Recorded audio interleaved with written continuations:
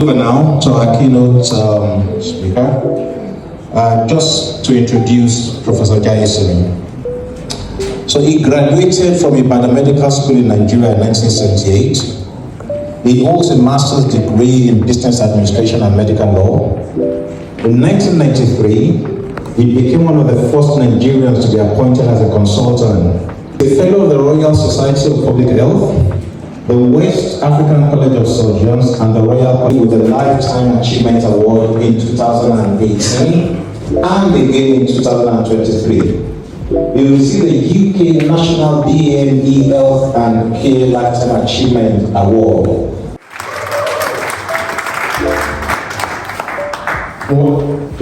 Was that me he was talking about? I didn't recognize myself. I think first and foremost is to say good afternoon to each and every one of you. It's nice to see so many men come out on a Saturday afternoon to be part of this occasion. And I also want to thank the brains and the visionaries behind this forum for what they've done. What I will be talking about briefly is about research, medical or clinical research. And they gave me just one tablet and my blood pressure came down. So again, it's because people don't understand some of these aspects. And we doctors, when we don't understand something, we say it's idiopathic, unknown cause, unknown origin. And this is where we're beginning to understand that genetics play a part in controlling blood pressure. And when we look at diseases common in black people, I'll just mention them. Diabetes is common. 60% are more likely to have diabetes than white men. So it's more common in people of color and Asians as well. Nearly 42% of black men aged 20 and older have high blood pressure. Stroke. The risk of having a first-time stroke is nearly double for black people compared to whites. Strokes killed 4 times more 35 to 54-year-old black Americans than white Americans. Cancer. Black men have a 40% higher chance of dying from cancer than white men. So these statistics are frightening, but they are not unsurmountable. And that's why we're here today.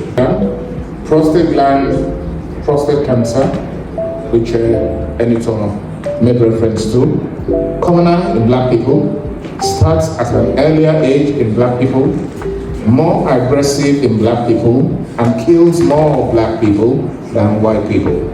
So why shouldn't we be the ones crying and shouting and leading research when it's affecting our population? Even the sanitary towels that women wear, do they take into consideration our own anatomy, our own big bottom in women? No. Black people participate in ethical research. And can black men and women be researched? And I said, give us the opportunity and we will prove that we can. The days where they will use us as guinea pigs, I think it's gone, but if we're not careful, they will still do it.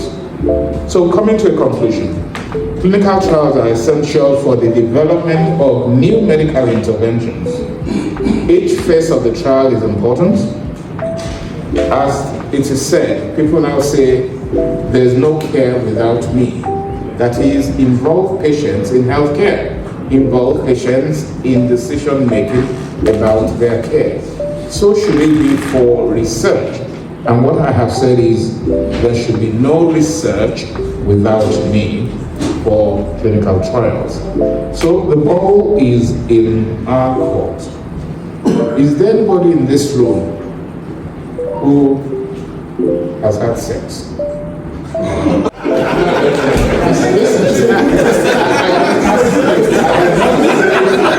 But just to reassure you that the erectile dysfunction aspect of prostate cancer, there are so many ways of managing it that you will still be able to thing that if before they start the chemo, they wear a cap to cool the scalp, maybe that reduces blood to that area.